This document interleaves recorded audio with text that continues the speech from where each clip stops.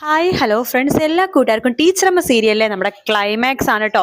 നാളെയും മറ്റന്നാളെയും നമ്മുടെ climax last എപ്പിസോഡാണ്. അപ്പൊ അതിന്റെ പ്രൊമോ റിവ്യൂയിലേക്ക് തന്നെ സ്വാഗതം കേട്ടോ.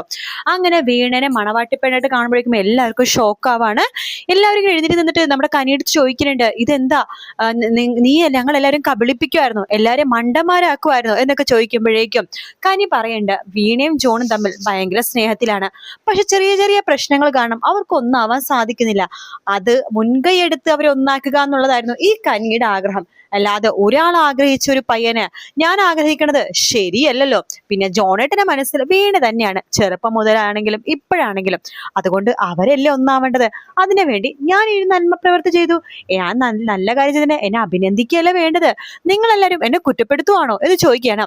ഇത് കേട്ട് നമ്മുടെ പാർവതി ചോദിക്കണ്ട്, എന്നാലും കനി നീ എന്നെ ഇങ്ങനെ നാണം കെടുത്തണ്ടായിരുന്നോ?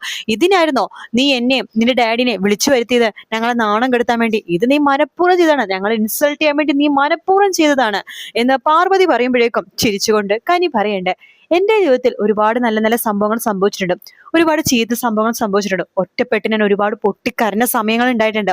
അന്നൊന്നും നിങ്ങൾ എൻ്റെ കൂടെ ഉണ്ടായിട്ടില്ല. നിങ്ങൾ നിങ്ങളുടെ ലൈഫ് അടിച്ചു പൊളിക്കായിരുന്നു ആ സമയത്ത്. നിങ്ങളുടെ ഫ്രണ്ട്സ്, നിങ്ങളുടെ പാർട്ടി, നിങ്ങളുടെ നൈറ്റ് പാർട്ടി, നിങ്ങളുടെ ഒരുപാട് ആർഭാടം, അതിനൊക്കെ വേണ്ടി നിങ്ങൾ സമയം കളയായിരുന്നു. ഞാൻ ഒറ്റയ്ക്കുള്ള സമയങ്ങളിലേക്കൊന്നും തന്നെ നിങ്ങൾ എന്നെ ആശ്വസിപ്പിക്കാൻ വേണ്ടി വന്നിട്ടില്ല. പിന്നെ എന്തിനാ നിങ്ങൾ ഞാൻ ഇൻസൾട്ട് ചെയ്യണത്? എന്റെ ജീവിതത്തിൽ ഞാൻ നിങ്ങൾക്ക് ഒരു വിലയും തന്നിട്ടില്ല, ഒരു സ്ഥാനവും തന്നിട്ടില്ല. പക്ഷെ ഇപ്പൊ എനിക്കൊരു സന്തോഷമുണ്ട്. എന്താണെന്നറിയില്ല, മനസ്സിന് വല്ലാത്തൊരു സമാധാനം.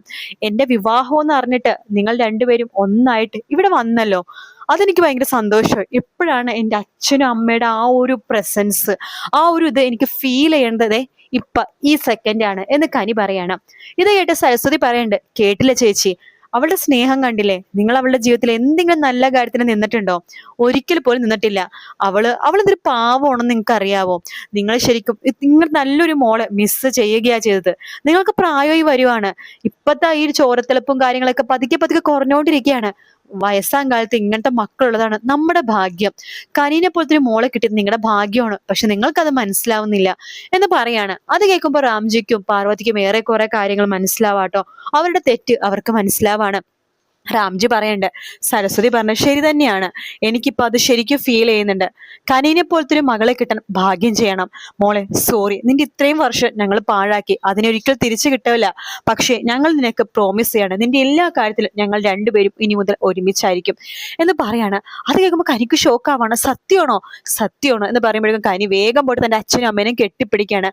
ആദ്യമായിട്ട് കനീനെ കെട്ടിപ്പിടിച്ച് തന്റെ അമ്മയായ പാർവതിയും അച്ഛനായുള്ള റാംജിയും കൂടിയിട്ട് കനിയുടെ രണ്ട് കവിളിൽ ഉമ്മ കൊടുക്കാണ്. കനി സന്തോഷം കൊണ്ട് പൊട്ടിക്കരഞ്ഞ് രണ്ടുപേരും കെട്ടിപ്പിടിക്കാട്ടോ.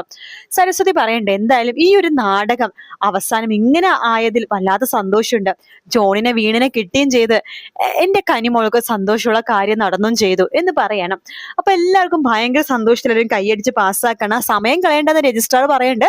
ഇതേ മുഹൂർത്തത്തിനുള്ള സമയമായി, ഇപ്പൊ ചടങ്ങ് നടത്തണമെങ്കിൽ ഇപ്പൊ തന്നെ നടത്താമെന്ന് പറയണം.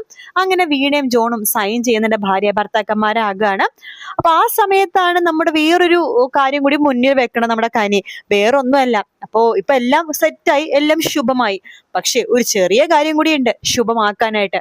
അതെന്താ കനി എന്ന് ലക്ഷ്മി ചോദിക്കുമ്പോ, അത് ഞാൻ ലക്ഷ്മി കുഞ്ഞമ്മടുത്ത് ഇന്നലെ പറഞ്ഞില്ലേ. ഓ മനസ്സിലായി. അതെന്താന്ന് ചോദിക്കുമ്പോ, അത് വേറൊന്നുമല്ല, ഇനി നമ്മുടെ ചെറിയമ്മ ഒറ്റയ്ക്കല്ല, ഇളയമ്മയ്ക്കും ഒരു കൂട്ട് വേണം. അതെ, നമ്മുടെ സാറ് ഇളയമ്മയുടെ കൂട്ടായിട്ട് ഇനി മാധവത്തിൽ തന്നെ ഉണ്ടാവണം എന്ന് പറയണം.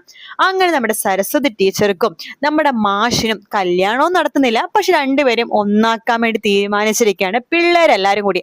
അതിനെല്ലാവരും സമ്മതം മൂളുന്നു കേട്ടോ. മഹേഷ് നേരത്തെ ഓക്കെ പറഞ്ഞതാണല്ലോ, രാധക്ക് മാത്രമേ ചെറിയൊരു എതിർപ്പുള്ളൂ. രാധയും ഒരു വിധത്തിൽ സമ്മതിക്കുകയാണ്. അപ്പൊ ആ ഒരു ഭാഗത്തോടെ നമ്മുടെ ക്ലൈമാക്സ് മറ്റന്നാളാവാണ്. അതെ, വെള്ളിയാഴ്ച ക്ലൈമാക്സ് ആണ് നമ്മുടെ ഇഷ്ട പരമ്പരയുടെ. സത്യം പറഞ്ഞാൽ കുറെ കഥാസന്ദർഭങ്ങൾ ഇനിയും കൊണ്ടുപോകേണ്ട ഒരു സീരിയലായിരുന്നു. എന്താണെന്നറിയില്ല, പെട്ടെന്ന് നിർത്തുവാണ്. കാത്തിരുന്ന് കാണാം ഫ്രണ്ട്സ്. വീഡിയോ ഇഷ്ടപ്പെട്ടാൽ ലൈക്ക് ചെയ്യുക, സബ്സ്ക്രൈബ് ചെയ്യുക, കമന്റ് ചെയ്യുക. മറ്റൊരു വീഡിയോ ആയിട്ട് കാണാം. Take care, bye bye.